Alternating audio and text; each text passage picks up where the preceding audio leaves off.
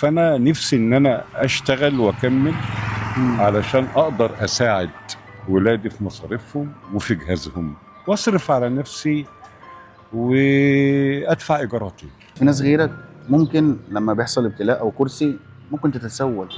مش عايز انام وحد يصرف عليا ولا انا محتاج حاجه من حد.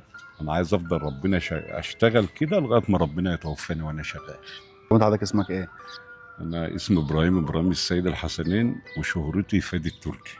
وانا هقول كلمتين بس محدش يفهمني غلط. طب انا اتفضل. بنام على الارض. اه عندي مرتبه بنام على الارض. انا ما عنديش، انا راجل مريض انسولين، ما عنديش ثلاجه ولا غساله اغسل على، بودي هدوم المغسله.